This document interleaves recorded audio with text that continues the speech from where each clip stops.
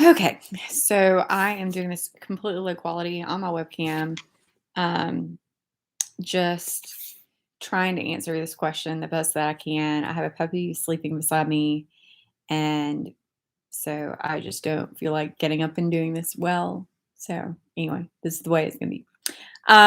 So I posted a couple days ago about how I was having to decide in both the United Methodist Church and USAPL which route I was going after the splits, and talked to a couple people, and they just, a lot of people are either following me for powerlifting, and a lot of people are following me because they know that I'm a pastor, and so explaining that there's some parallels between these two. Um, Yeah, anyway.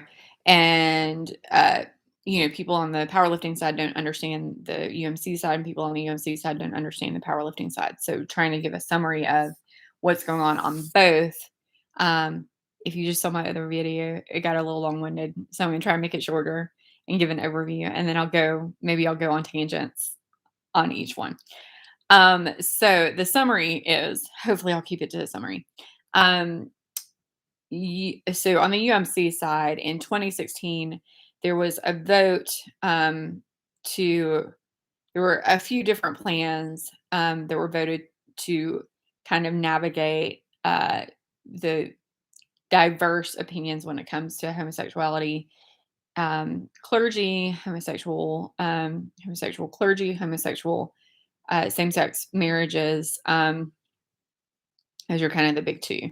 And I know that there's a lot more that encompasses LGBTQ, but those are kind of the two big things that were in the discussion was, do we allow LGBTQ clergy, and do we allow clergy to perform same-sex weddings? That vote, so in the current, Methodist Church Book of Discipline, which is what we go based on, it's kind of our rule book. Um, there is a line, and I do not have it in front of me, so I'm going to try and say this the best I can. There's a line in there that says, all people are of sacred worth. However, homosexuality is against scripture. Basically, that's the summary of what it is. So, in essence, we welcome all, um, you know, LGBTQ, all sexual preferences. We welcome all. However, the practice of homosexuality is against the Bible. Um, so this vote was to remove that language, and then there were some other votes that we can go into or not, but there were some other votes within that people that we voted on, that our delegates voted on. And in that vote, they voted to keep the current language of the Book of Discipline. And when that happened, there was a very visual reaction within the voting body, and half went to one side to celebrate and half went to the other side to mourn. And it was a very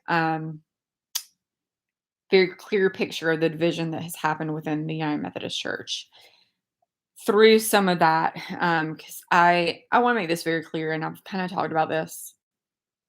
I don't think that I can talk about it enough, honestly. Um, the vote was specifically on gay marriage and gay clergy, and that really about that line. And then there were some other votes about whether churches could decide for themselves if that would be allowed or whatever. And um, so those votes were very specific about gay marriage and gay clergy. However, as it's been 16, 17, 18, 19, 20, 21. It's been 5 years now of having more conversations, talking to each other, people being very public and very vocal about their opinions in the media and elsewhere, and like in rallies and all that kind of thing. And in some of this, there have been more conversations that have happened around, what does it look like to, what does scriptural holiness look like? What does the body and the resurrected body look like? Who is Jesus in all of this? Where is Jesus in all of this? There have just been some deeper theological conversations that even the clergy who are very accepting have sat back and kind of said, well, I'm not sure that we're still within the same guidelines or within the same bounds of doctrine. And so it's become what started as gay marriage, gay clergy has become a bigger discussion, which is probably a good thing and probably necessary, probably needed. But I think the thing that I will say that I get a little frustrated over is when people still call it gay marriage, when for many people that's not the issue. It's bigger than that. It's more about how do we read scripture? What is scriptural authority within the church, and where is Jesus within the church? Um, or who is Jesus within the church?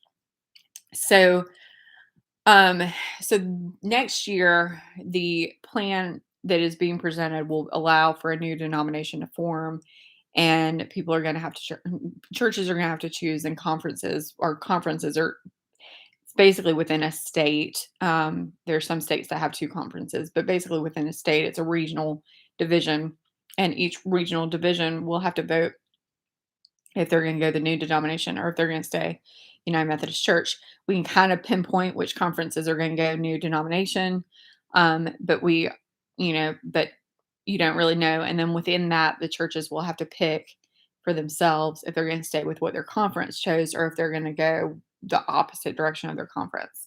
So if a conference votes stay UMC, then a church can still say, no, I want to go the new denomination, and they can go. If the church says I want to go, or the conference says I want to go new denomination, then the church, vice versa. So that vote is expected to happen and to pass next year. That's the expectation. Obviously, a lot of things can happen before then. I believe God is a God of miracles, but that's kind of the expectation, is that that's going to pass next year.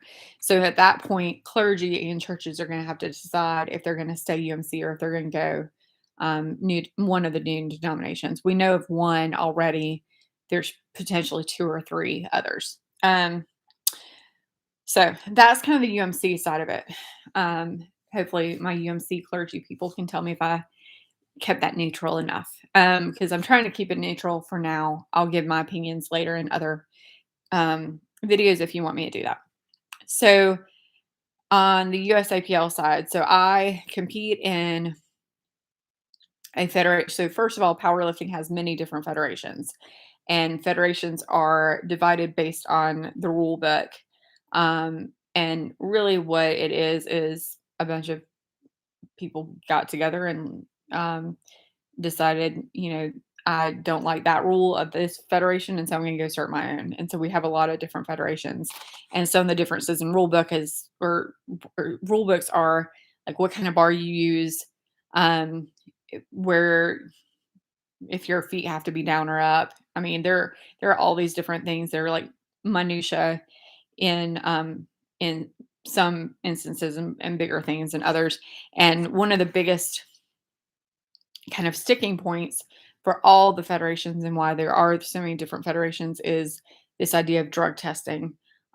There are some federations that allow that do well, I should say it this way, that do not drug test. Therefore, many within that federation can use drugs and will use drugs to get an advantage, specifically steroids. Um, and so the federation that I compete in obviously is drug tested. Once again, that's USAPL. USAPL was underneath a worldwide federation called the IPF, International Powerlifting Federation. International Powerlifting Federation is part of the IOC, the International Olympic Committee, but powerlifting is not part of the Olympics. So that's kind of an important note in all of this. So because IPF is under IOC, and USAPL is under IPF, IPF felt very strongly that USAPL needed to go by all the IOC guidelines, partially in hopes that one day powerlifting will be part of the Olympics. But there are other reasons too. And USAPL, the difference with USAPL is one, it's one of the larger, it may be the largest country affiliate with IPF. And So as part of that, there's a lot of drug testing that's done at the local level. So USAPL does their own drug testing. I actually have done drug tests, like performed the drug testing, collected the samples, all that kind of thing, which this is important part of the story too. Um, so IPF kind of came to USAPL and said, "Hey, you can't handle your own samples. You need to have WADA do it." And USAPL said that's cost prohibitive. And one, that's cost prohibitive. And two, we want to be able to pick who gets drug tested. We want to ensure basically that our American record holders have to get drug tested. And IPF said, no, that's not fair for you to be able to pick and choose who you're drug testing, which you can kind of see both sides. Like IPF saying there's kind of a conflict of interest. If you're saying who's going to be drug testing, then how can we know for sure that you're drug testing the people correctly? And USAPL is saying, hey, if we hand this off to you, then you're not going to drug test the people that we want to make sure are getting drug tested. So there's kind of two ways to look at it. So this has been happening for a couple years, maybe more, but finally IPF is like, you're out. If you're going to refuse to let us do your drug testing, then you're kicked out. So USAPL is completely kicked out of IPF. And now underneath IPF, there's a new federation that has been formed called Powerlifting America. So the biggest difference is USAPL is kind of known for being big production, very elite. It's kind of known as the best of the best in terms of drug tested powerlifting. It's known as being the best of the best within the US. And some of because US is so huge, some that also means the world as well. Um, and so that federation now has completely broken off, and this new federation has been formed. So, because the new federation has been formed, so one of the things about all these rules is that if you are, um, if you represent one federation on the world stage, you can't compete in other federations. So you are going to eventually have to choose. Um, so for me, the reason that that affects me, for most local level lifters, I think my prediction is most local level lifters will stay USAPL at least for a year, if not indefinitely. Well, many will stay indefinitely. But I think most people will stay USAPL for the fact that one, it's comfortable, it's what people know, it's what's already established and set up. But there's also a reputation of it being a very elite, very high quality production, all that kind of thing. However, you no longer can compete at Worlds. And so many people who want a chance to compete at Worlds are looking and for the to the new federation to say, well, I don't care if you drug test at the local level. That doesn't matter. I want to go to Worlds. Um, so for me, the reason that affects me a little bit more than most people who are non elite, because I'm not elite, will confess I'm not elite. Um, so for most non elites, it's not going to affect them at all. They're not going to have to make a decision at all because they're just going to choose to stay USAPL. Because if all you're doing is competing at local level meets, or maybe your goal is to make it to nationals, that's enough for you, and you don't need anything else. And USAPL is giving you everything that you need. For people who actually want a chance to go to Worlds, they are going to have to make that choice. So the reason it affects me as someone who is not elite is because next year I turn 40. And when you turn 40, you become a master's lifter.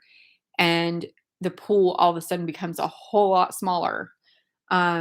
So now, instead of being like I'm like 500th ranked in open, now I'll be 10th, top 10 in masters. Um, so now all of a sudden, instead of me trying to make it to nationals every year, which I haven't been able to qualify since 2018, now all of a sudden I'm within reach of going to worlds or going to North American Powerlifting Foundation stuff, which is underneath the IPF. So in weightlifting, if you're a weightlifter, you know this, but in weightlifting, there's Pan Americans. In powerlifting, there's NAPF. And so um, that's kind of the thought is, since I am within that top 10 range of, we all kind of could potentially, depending on who goes where, we all kind of have a shot at either going to Worlds or NAPF. Do I want to go that route, and remove myself from USAPL, which I would have to resign, and go that route so that I can go to Worlds or NAPF?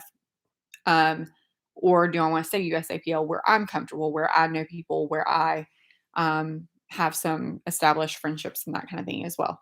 So that's kind of the overview of what's going on. That's a 15-minute overview. I thought that was a pretty good one.